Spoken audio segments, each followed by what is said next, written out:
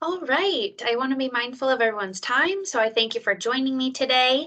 And we may have a few people join in a little while, but I just wanted to get us started. So, welcome to our faculty and staff virtual nutrition session. Today, we are going to talk about meal prep and solutions to meal prep.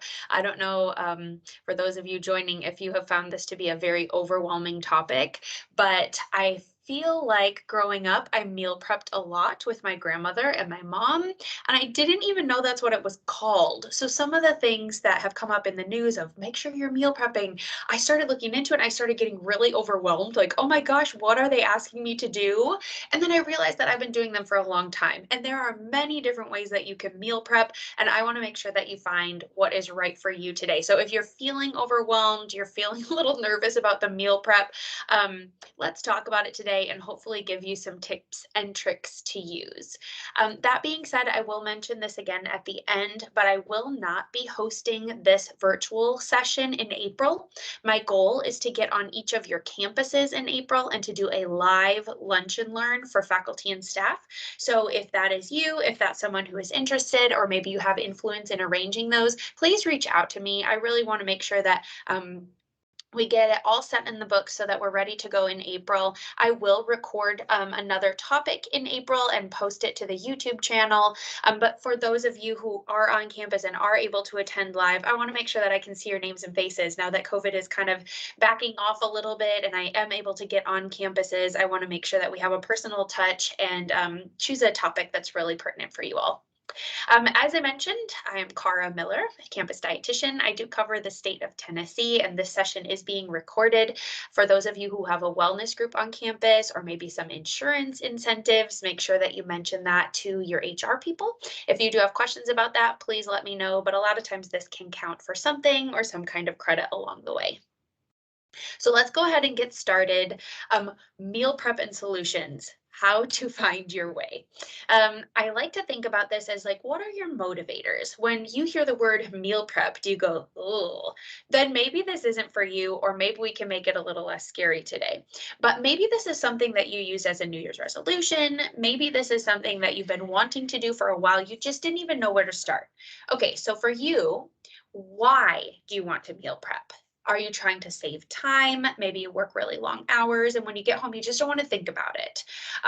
Maybe you find that it takes you a long time to prep ingredients or to make a meal. I'm a big fan. I even tell our student athletes or our students, like, hey guys, if it takes more than 15 to 20 minutes, I'm going to throw in a frozen pizza just like the rest of you. So making sure something is time friendly is really, really important to me as well.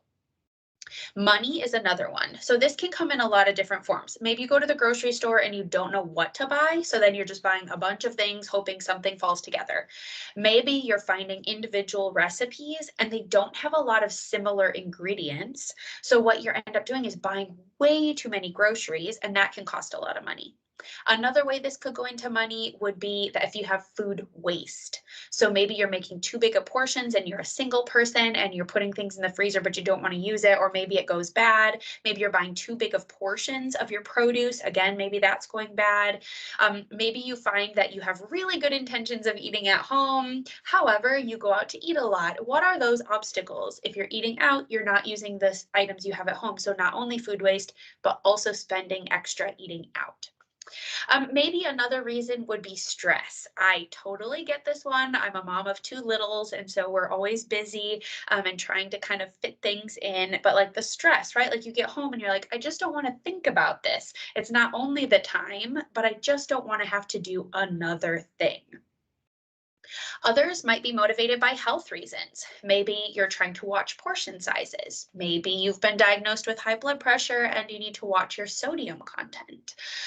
Maybe you're trying to include more fruits and vegetables. You just don't really know how, or you don't have the time to prep. So those could be health reasons. So as we're going through this today, I want you to think, what is your reason? So just take 1 minute and think to yourself, what is the biggest reason I'm considering meal prep?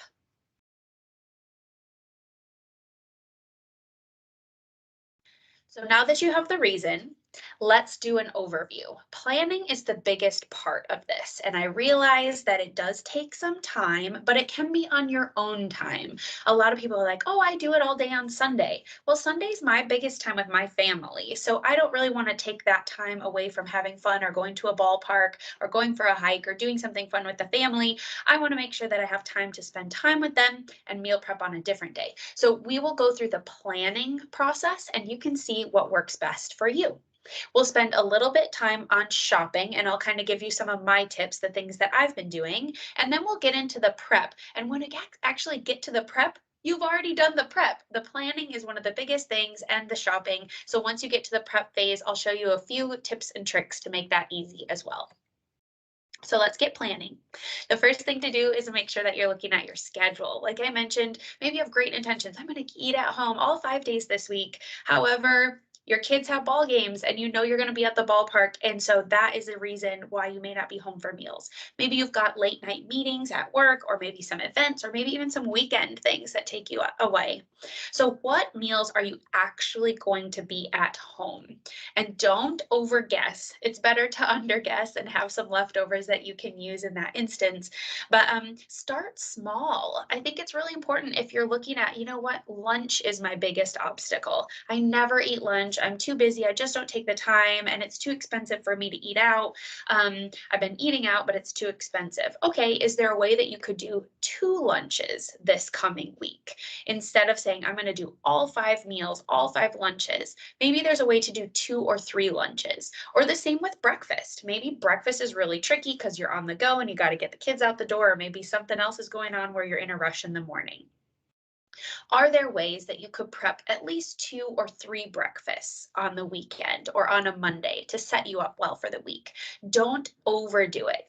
Some wise coworker once told me, like, it's better to do something now and do it really well and be able to add to that than to go way too far and have to back off and feel like you didn't do any of it very well. So I think that goes for meal prep as well. Try to pick 2 or 3 days that you can do it and do it really well. And then as you get the hang of it, if you can add a 4th or a 5th day, that can be really helpful to you.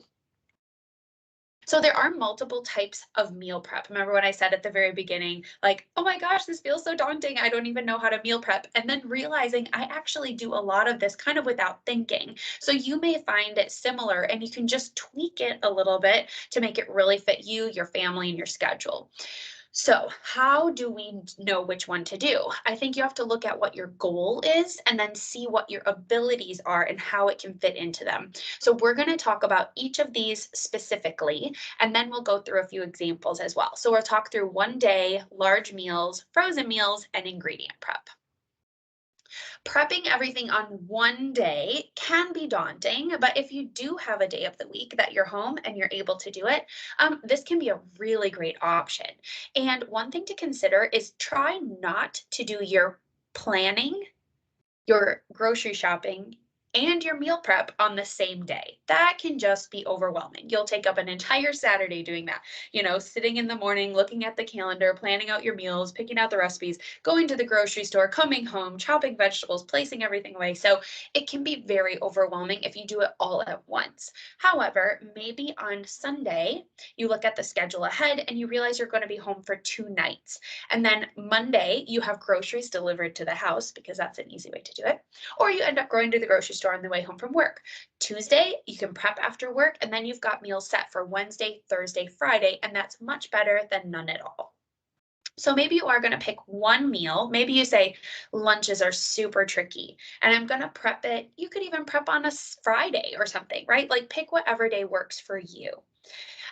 A few examples, breakfast can be maybe overnight oats. You can make a whole bunch. You could just set out, 5 little mason jars, plop everything in there, put them in the fridge, and you're good to go. Maybe you want to make some fajitas and you can make a big batch and then you can portion them into 3 separate containers or maybe a few more and be able to have those for lunch that week. Other things, now the weather's getting a little bit warmer, thank goodness. You can throw some meat on the grill and then all you have to do is add some sides or a salad, maybe a roll or some crackers and make it a full meal. Stir fry is another good one. So again, you can do the rice, some veggies and some meat. And again, just make one batch and portion them out. You could even eat that for a meal. Maybe on Sunday, you are going to make a big thing of stir fry for dinner.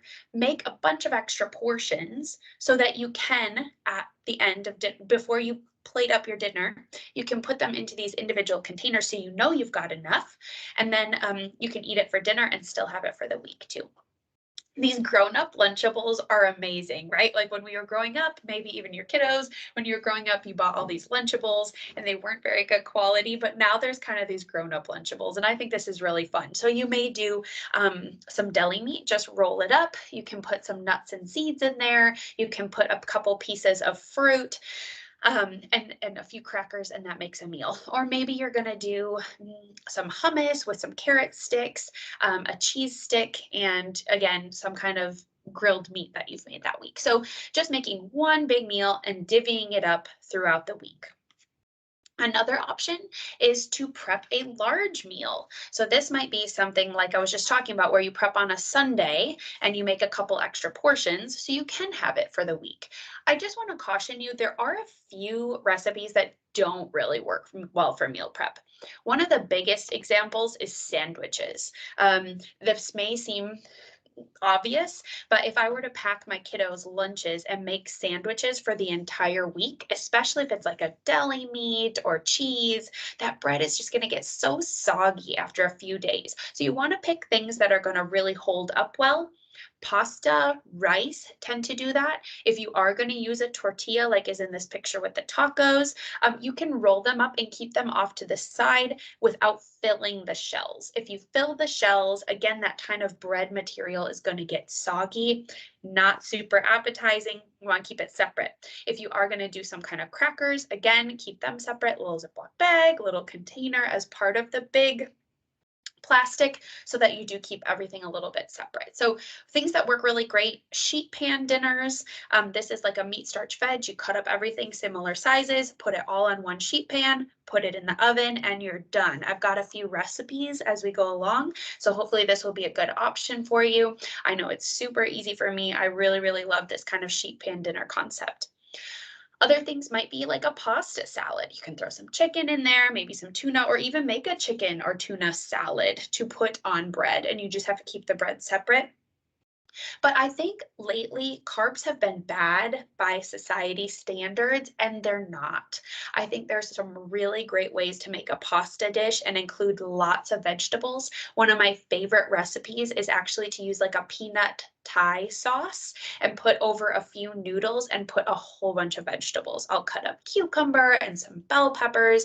I even put in like the spicy tuna mix, so I don't even have to make a meat. Just put that in there, super flavorful. I actually really enjoy that cold. So now that summer is coming up, that's one of my go-tos over the summer.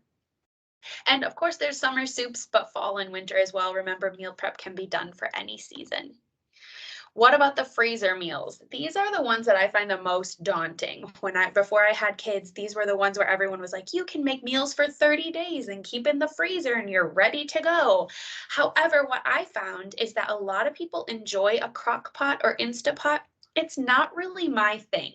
I will make meat in there, but I do think often a soup or a meat, especially if you add in extra vegetables, it all gets to be the same flavor. If that doesn't bother you, go for it. This can be a really great option. For me, I really like a little bit more variety and texture in my different foods. So I often do meats in the crock pot or Instapot, but I tend not to do full meals. I'm more likely to do it in like a roasting pan in the oven, which again takes hours, right? Takes too much time. So you may not be doing that during the week, but might be a great weekend meal. So you can use that chicken throughout the week. Fruits and vegetables. Keep this in mind. Remember, I said a lot of times our food starts to go bad throughout the week, especially berries. People have really good intentions and they say, Cara, I'm going to buy all these berries. I'm like, well, that's great for a few days, but what are you going to do by Friday? Because the berries just don't keep for a whole week or two.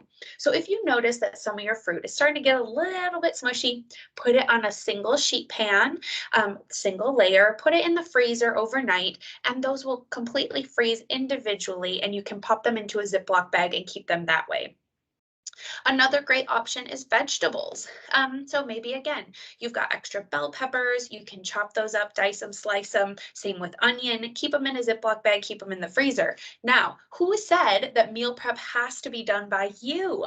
I think society sometimes puts that pressure on us, but there's so many great options in the grocery store now. You can get pre-diced and sliced fajita vegetables all ready to go, and you just have to pull them out of the freezer. Or individually frozen fruits, you just have to pull them out of the freezer to put them into your yogurt or put them on some of your salads. So keep these items in mind that you can prep them yourself. You can also buy them pre-prepped. Meatballs, breads, these are other items that you can make ahead and freeze. I find muffins are a great one to freeze. Those are really easy to pull out of the freezer, even if it is that morning, and just microwave them for a couple of minutes.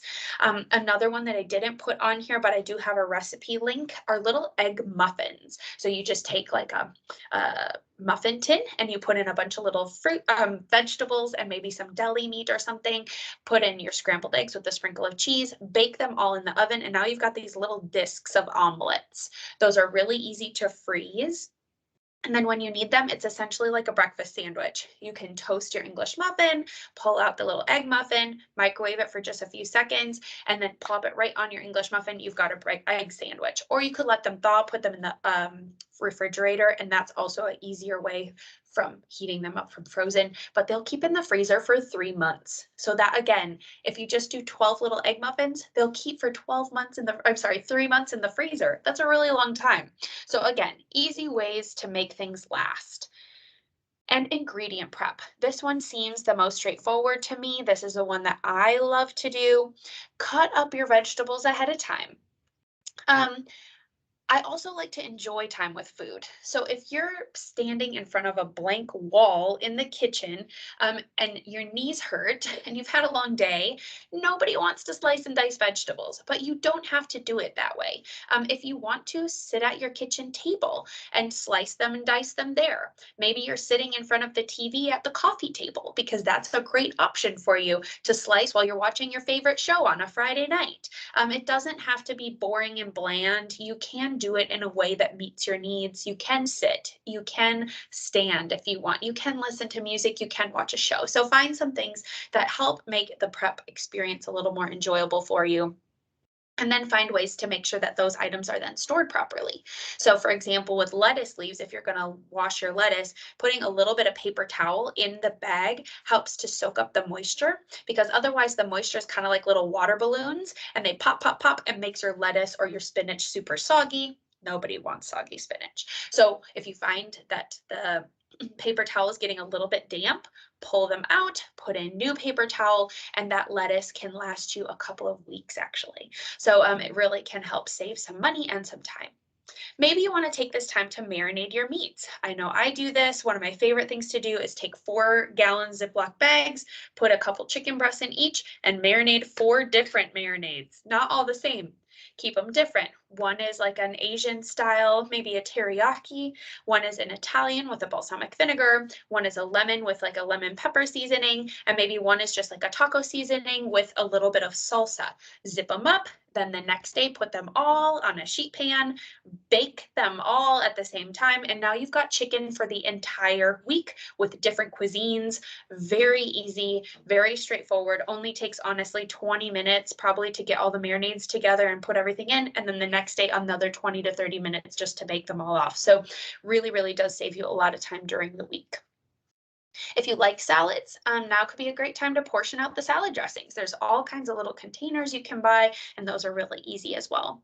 And don't forget to pull items out of the freezer. Once you put them in the freezer, don't forget to pull them out. Otherwise, it can be really challenging to make things in a timely fashion. I know, again, for myself, meats are the most challenging. I can usually pan fry, stir fry some vegetables, but it's the meats that are really challenging. If you have this giant block of frozen chicken breast, it can take a time to thaw it out and then marinate it or season it and then cook it. So if you have those items done ahead of time, it really can save you a lot of time. How do you select your recipes? There's a world wide web out there, and the recipes just keep coming. It can be so overwhelming. So maybe you want to choose your favorite 2 or 3 or 4 family recipes. Maybe they're your favorite recipes, maybe they're your family, so you know things will get eaten. Maybe try 1 or 2 new things. Like, oh, I've always wanted to try a curry. I don't know, whatever it is for you. And then you want to try making that, but try not to do too many crazy things. If you have 4 new recipes for the week, it's going to be too overwhelming. You're not going to do it. Maybe try 1 new recipe a month and go with your favorites outside of that and fill up your plate with lots of color with fruits and vegetables. And the other thing to consider when selecting a recipe is your cooking ability. Are you comfortable with the oven? Are you more comfortable with the microwave? How do you feel with a knife? So making sure that you're not choosing things that are outside of your comfort level, or maybe just one thing that's outside of your comfort level. This week, I'm going to learn how to pick out and utilize an avocado, just as an example, rather than trying to slice and dice everything. So then you could pre-purchase your frozen peppers and onions, and then just go with the avocado, just to keep it a little more simple. And then make sure that you look at the time, how much prep, how much marinade time, how much time does it actually take to cook it? So all of these things play a role when you're trying to select a recipe. Other things to consider when selecting a recipe, like I mentioned, is it a new recipe or a family favorite? Try not to try too many new ones. And then looking at the cooking method. So are they all crock pot meals for the week? Is there just going to be one thing? How comfortable do you feel with the appliance? Also choosing things that are mix and match and a really good stocked pantry. These 2 things I'm going to talk about in the next few slides. I actually kind of put together a list of my pantry items so that you can kind of see how they might be able to be mixed and matched. And again, how do ingredients overlap?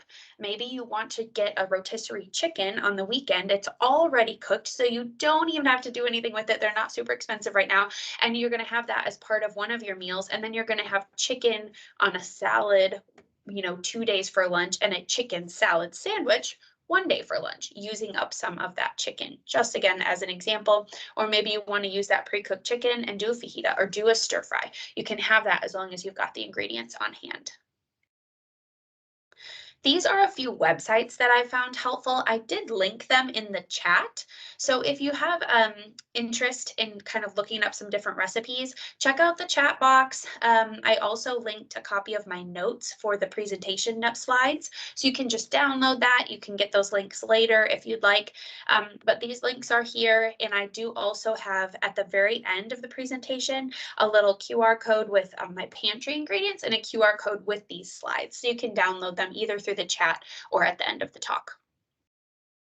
All right, go shopping. Now it's time to shop. So what are you going to do? One of the best things you can do is keep a running grocery list. So it can be in your head, but that gets a little cumbersome. So maybe you want to just print off your pantry list. And when something runs out, you just take a highlighter and highlight it. I know we're always running out of milk and eggs at my house, so that's always on the list. So rather than having to rewrite it every time, maybe just print out your pantry list, 4, 5, 6 of them. And each week as you're going through, just highlight as you run out with something so you know how to grab it. This is my pantry list. This is not every single thing, but these are kind of my staples. So you can see that under meats, there's the chicken or rotisserie chicken. Like I mentioned, you can use that in so many different ways. Ground beef or ground turkey, you can use it in tacos, you can use it in meatballs, you can put it on a pizza as like a sausage ground beef, with Italian seasoning. You can make hamburgers in the summertime. So these are very, very easy to just season and use.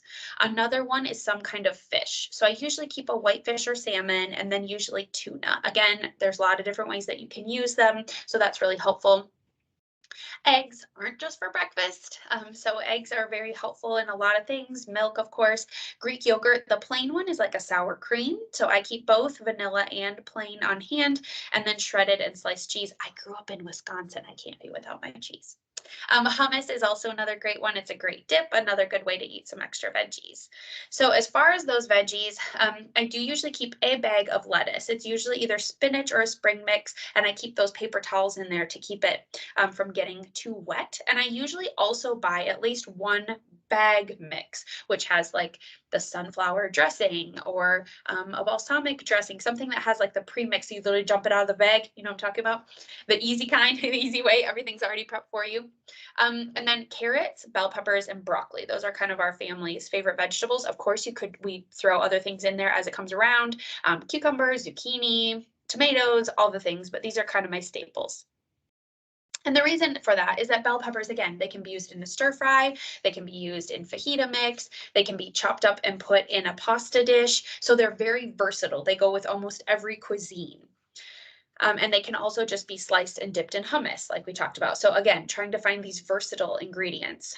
As far as fruit, I look at the whole week. So I know we've got at least a week. We usually go grocery shopping only once a week. So we try to do something with like berries at the beginning of the week and then grapes midweek because they hold up a little bit better than the berries. And then saving some apples and oranges towards the end of the week because they are good for at least a week. They're not going to go bad. So again, saves you some money, kind of spaces out your fruit. Freezer. Yes, frozen pizza is on my list. We have frozen pizza once a week. It depends on the week where we have it, but we always have frozen pizza probably once a week. Chopped onions and peppers are also in my freezer, whether I prep them myself or just buy the bag of pre-frozen. Fruit is also really helpful. We do a lot of yogurt parfaits, smoothies, things like that. So that's really great to have. Individual guacamoles, those keep really well in the freezer. So I can just pull out one. By the time I get to lunch, it's already thawed, ready to eat. Sweet potatoes are one that in my pantry, we just don't use them quite as much. I love sweet potatoes, but it's kind of one of those family things, right? Like my kids don't really love them as much. So they tend to go bad if I just leave them in the pantry. So I dice them up and keep them in the freezer. And that has worked really well for our family because I can put them in a roast, like a roast chicken or roast beef, something like that. Or we can, roast them off and just have them with whatever that week holds. Whole wheat waffles is another one. Sometimes we have breakfast for dinner. You can do a whole wheat waffle for breakfast. You could even do a savory waffle. So just kind of thinking about things in different ways. The sauces I keep, salsa, some kind of marinara sauce, pasta, pizza sauce, teriyaki, and that peanut sauce I told you about, and then salad dressings. Spices are also really important to me. I think if you can do different cuisines, it helps to vary the flavors. And then as far as grains, we do pasta, bread, microwave rice. Tortillas are great because you can even do a little roll up with them. You can do a mini pizza with them. You can make a quesadilla or fajita with them. They're, again, very versatile ingredients. Pizza crust, I do keep the mix. You just add water. We do homemade pizza sometimes as well, which is really fun. And then the all-purpose baking mix. So just a few ways that we can mix and match these. Chicken tacos or taco salad, again, using those onions and peppers. You can throw in a bunch of veggies there, fajitas, quesadillas, Italian, so homemade pizza, meatballs. These are all things I don't really have to plan ahead. They all take 15 to 20 minutes because my veggies are already prepped. The rice is microwave or the tortilla shells. And so all it is cooking up the meat. And like I said, a lot of times I'll even make that ahead on the weekend. And because I've marinated them in these different types of cuisines, I can just chop it up and throw it in. So like I mentioned before, I never really knew I was meal prepping. It's just that you take care of your vegetables and you have them easy to eat. And then your meats are done ahead of time. So pasta or rice take 10 minutes or 90 seconds to cook. So it's pretty quick process and can really give you a good variety of flavor. As far as shopping tips, don't forget the containers. This is one of the biggest things. You're like, oh shoot, I got all this stuff to prep all these meals and now what am I going to put it in? I do recommend buying kind of like the cheapo ones to start, like the Rubbermaid or whatever the generic brand is, rather than going out and buying all the glass containers or all the glass mason jars. Kind of see if you like it first. And a lot of times too, the plastic is nice because then if it breaks, it's not a big deal. And they're also, you can put them in the dishwasher or hand wash them or whatever too. So stick to the list. I think that's important. I always tell myself, give yourself $1. Now it's got to be $2, right? It used to be $1. I say, give yourself $1 to like buy a treat, like buy a soda, buy a candy, whatever it is. I'm not a foods off limit kind of gal. I'm not the food police. So please, if you want a Snicker bar on your way out because you did a good job shopping, give yourself $1. You're only going to be able to get the little one, not the giant one, and it'll feel like a really nice treat. Shopping in season can save you a bunch of money. You've noticed in the next couple of weeks, the strawberries start to decrease in price. Over the past winter, all of our citrus fruits are a little bit lower in price. And so as we get into spring, you'll see things like the green beans start to be more on sale, and the zucchinis. A lot of our lettuce mixes will go a little bit down in price. So it's all seasonal items. So just shopping seasonally can help you reduce your price a little bit, and shopping the perimeter. We've got lots of produce on the outside, your meats and cheeses and your dairy products and your breads typically are what's on the perimeter. And you only need to really go into the middle aisle for a few things, and that can help you really make sure you're eating fresh. I am a big fan of delivery and using the order guides. We use Instacart as our family, but there are a lot of different ordering platforms out there. Choose one that works for you. And I think that this can be really, really helpful, especially if you are on a time crunch. Now you can even like choose your substitutions, because I know a lot of things are out of stock these days. Our supply chain is just really messed up, but you can choose your substitute or talk with the shopper. So I hope that that can create an easy experience as well. Now it's time to prep. Ready, set, go. So try a new recipe. Maybe you found the egg muffin kind of thing intriguing. I don't want to call it an egg muffin. It's like a little omelet. But try a new recipe. Why not? What have you got to lose? So if you're only trying one, it's not going to be a big change. And if it doesn't work out, it doesn't work out. You can either try it again or try a different recipe the next time. Make prep really fun. If you've got kiddos at home, involve them in the process, or grandkids. Maybe it is watching a movie while you prep. Maybe it is listening to music while you prep. There's lots of podcasts now, so make it really fun and enjoy the process. Make sure you've got your containers ready, and I don't just mean have them, make sure they're washed, ready, so that you can lay everything out and go ahead with it. The other recommendation there would be to have like a big garbage bowl, we call it. I think that was a Rachel Ray concept actually, but like a big mixing bowl that when you're peeling carrots or you've got scraps from the inside of peppers, you have somewhere to throw it so that you don't have to be standing next to a trash can the whole time, and it can collect your scraps, so it doesn't create such a mess. And don't forget your utensils, especially if you're packing lunch for work or on the go. Make sure you've got what you need, napkins included, and adjust and keep trying. This is the story of our life, right? But we're an all or nothing society. So sometimes when things don't work or it feels overwhelming, we give up. And rather than giving up, try to adjust and try again. A few tips: keep a lazy meal on hand. Like that for me is a frozen pizza. We usually use it once a week, but it doesn't have to be once a week. You can choose some easy options. Maybe it is something that you can microwave quickly. Maybe it is breakfast for dinner. Keep a running grocery list. We talked about that. And also keep some of these non-perishable snack items in your car or desk, and that can really help you to have some healthy options available to you. So I know we went a little bit over on time, but I want to make sure that you take a moment and choose a goal. We talked about different types of meal prep. We talked about choosing recipes and how to get your grocery shopping done. My recommendation now, I'm going to give you a couple of minutes, is choose one goal that moving forward, maybe into the next week, you want to try. Are you going to try prepping one breakfast or one lunch for the 2 to 3 days? Are you going to try one new recipe? Or maybe you're going to try making a sheet pan dinner or something bigger and portion that out for a couple extra meals. So choose what works for you. I want this to be very pertinent to you. So I'm just going to give you a moment so that you can set one goal. Highly recommend write it down, even text it to a friend. Hey, Susie, I got this new goal. Can you check in with me on Sunday? And that gives you some accountability as well. So go ahead and choose your goal.